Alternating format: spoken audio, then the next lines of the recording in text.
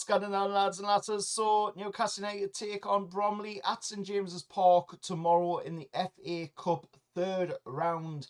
And this will be the first time that Bromley has ever played in the third round in their history. It will also be the first time that Newcastle and Bromley have ever met in their history as well, with Bromley being founded in 1892. So, very long time in their history, and we've never came across each other in all that time. So this will be, of course, the first meeting between the two clubs, and it'll be an interesting one to see how it plays out. Of course, Newcastle's last home tie in the FA Cup was, of course, back in January of 2022 when we took on Cambridge United at St James's Park, of course, which was the last competitive game that I attended at St James's Park.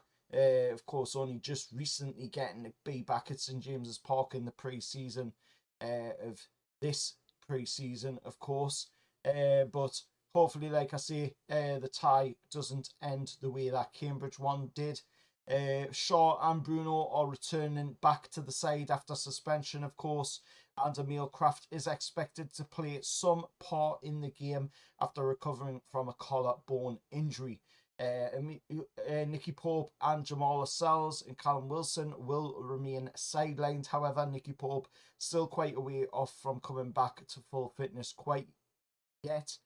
Sven Botman and Alexander Isak are expected to be arrested for this game. And Bromley's new signing, Nicky Kambemba, is ineligible as well. I don't really know too much about Bromley's side. I know maybe a few players from the side that have played at other teams, like Marcus Adingra, who of course was at Gateshead for a bit, and he scored against us, of course, in the pre-season when we took on Gateshead as well. Michael Cheek, I'm not too sure on neither, but he is Bromley's top goal scorer, so that's somebody that we're going to have to keep an eye on in the game tomorrow. Camille Grant as well is suspended for this one. Another player that I do know there from, of course, the lower leagues. And Amolo played for Newcastle's under 18s as a trialist as well. Carl Jenkinson, of course, has previously played at St James's Park for Arsenal and West Ham as well. And the referee will be Will Finney, somebody that I haven't heard of neither.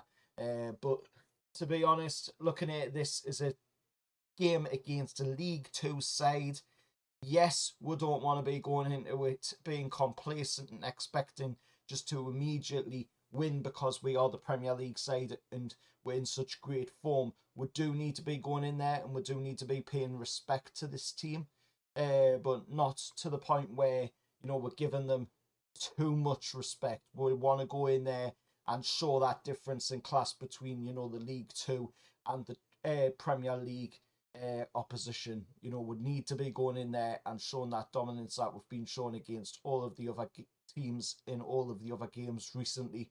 And I think that is something Eddie Howe will do. I don't think we'll go with a full strength first 11, but I do think we will have out a pretty strong side when you compare it up against what, you know, Bromley will be coming into the game with.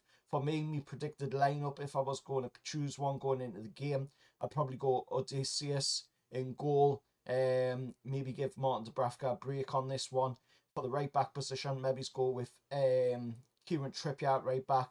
For them centre back roles, I'd probably go with the likes of Dan Burn or Sven Botman, but Sven Botman obviously being rested, so Dan Burn and Lloyd Kelly in at centre back roles. Maybe Shaw going in there as well because he is returning back. So maybe Shaw into Lloyd Kelly at them centre back roles. And then for the left back, I'd go probably Matty Target at left back.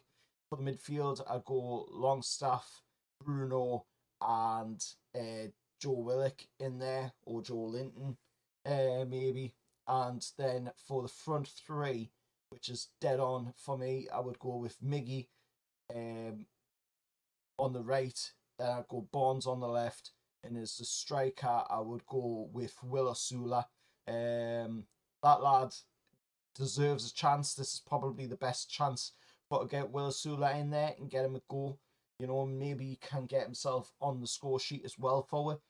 He did score in pre-season for William Asula, but unfortunately it got disallowed. So it would be nice to see, you know, the lad get a competitive goal for Newcastle United, and it be his first goal for Newcastle United as well, because he's been pushing it hard. You know, on the training pitch, we've heard it from Eddie. He said, you know, Will is doing a hell of a good job.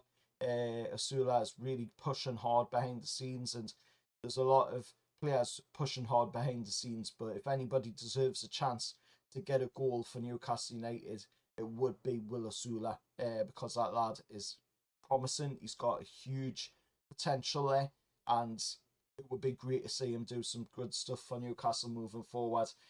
And this is, you know, his best chance to do it as well, in my opinion. But anyway, let us know your thoughts down in the comments below. Unfortunately, it is a bit of a shorter preview, but that is purely down to the fact that I'm doing it the day beforehand, and I don't quite know too much about Bromley, to be honest. So, you know, I just want to try and keep it as a shorter preview for this one. But anyway, let us know your thoughts down in the comments below. As always, remember to like, share, subscribe to the channel. Thank you as well to the subscribers of late, as we did hit 2.2k subscribers on the channel, which is a great achievement for the channel. But now we'll push on to that 2.5k subscriber milestone, and then of course the big goal for this year is to hit that 5k or over subscribers by the end of the year. And I can only do it, like I say, with the support from you lads and lasses. Till next time, I'll see you all for the match reaction after the game against Bromley tomorrow. And how are the lads?